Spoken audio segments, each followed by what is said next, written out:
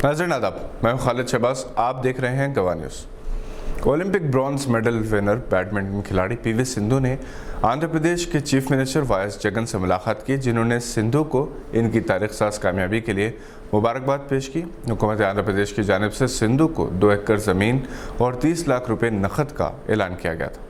Olympics में 41 बरस के बाद मेडल जीतने वाली हॉकी टीम के गोलकीपर श्रीजेश को हर कोशिश से खराज तहसीन पेश किया जा रहा है, जिनके शानदार मुजाहरे की बदौलत हिंदुस्तान जर्मनी के खिलाफ मैच जीत सका।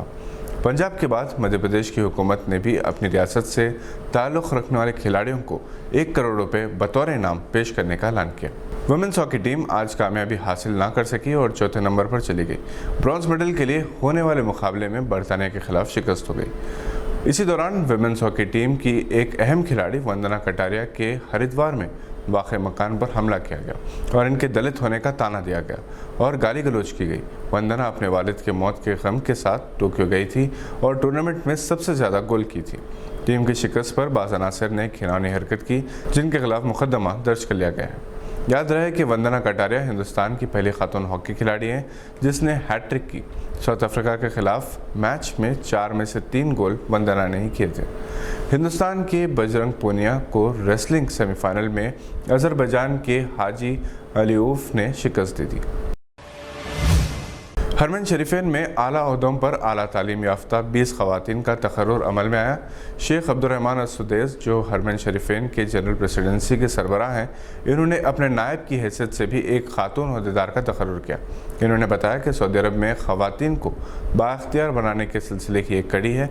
हरमैन शरीफेन में खातून ओहदेदारों के तकर्रुर से हज उम्रा के लिए आने वाले खातून ज़ायरीन को बहुत सहूलत होती है।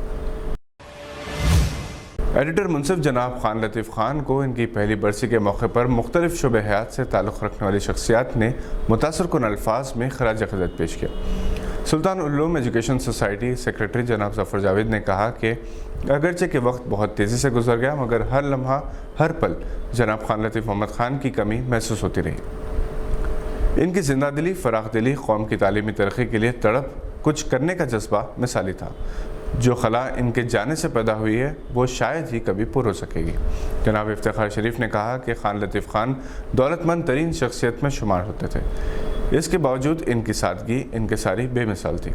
इनकी कोशिशों से बेशुमार अफराद को शिकागो में कदम जमाने का मौका मिला। वह हैदराबादी तहजीब के तर्जुमान थे। आंध्र प्रदेश के एक आलिम दीन की लड़की को शादी का झांसा देकर इसके इस्तेसाल के बाद दरिया यमुना में फेंक दिया गया था। इस लड़की की लाश नदी से निकाल ली गई। याद रहे कि सहारनपुर से ताल्लुक़ रखने वाले वासिफ नामी नौजवान ने, जो एक दीनी मदरसे के मुततिम का बेटा बताया जाता है, विजयवाड़ा से ताल्लुक़ रखने वाले मस्जिद के इमाम साहब की बेटी को शादी का झांसा देकर ज़ेवरात और नकद रकम के साथ इसे अपने साथ भगाकर ले गया था।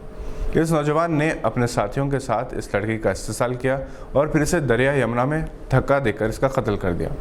पुलिस ने इन दोनों को हिरासत में ले लिया था और लड़की की लाश की तलाश जारी थी। आज 24 साल लड़की की लाश माहिर गोताखोरों की मदद से निकाल ली गई। ये थी आज की चंद अहम खबरों पर नज़र। आप हमारे चैनल को सब्सक्राइब ज़रूर करें ताकि हमारे वीडियोस आप तक जल्द से जल्द पहुंच सके। इसके लिए बेल आइकन दबाना ना भूलें। आज के बुलेटिन में बस इतना ही। हम फिर हाजिर होंगे। देखते रहिए गवाह।